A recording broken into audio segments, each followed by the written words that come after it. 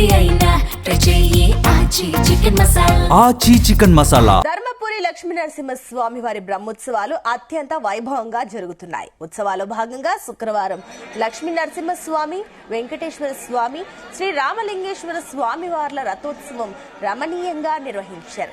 అందంగా అలంకరించిన రథాల ముందు పూర్ణాహుతి పూజల అనంతరం స్వామివార్ల ఉత్సవ మూర్తులను ఉంచారు. అంతకు ముందు ఆలయంలో మంత్రోచ్చరణల మధ్య ప్రత్యేక పూజలు ఘనంగా నిర్వహించారు.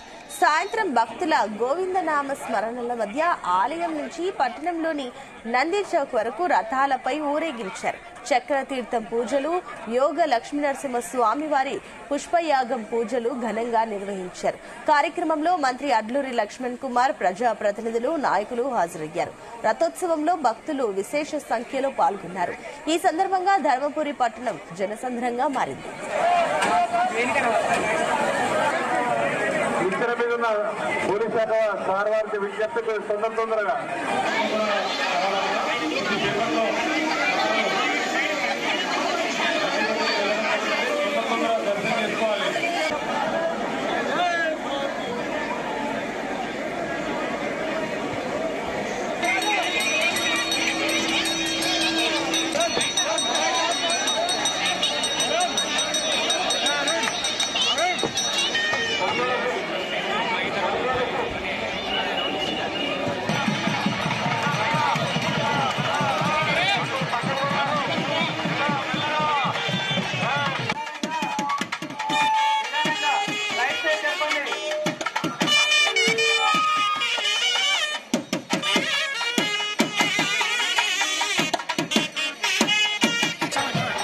మీకు లెఫ్ట్ సైడ్, మాకు రైట్ సైడ్.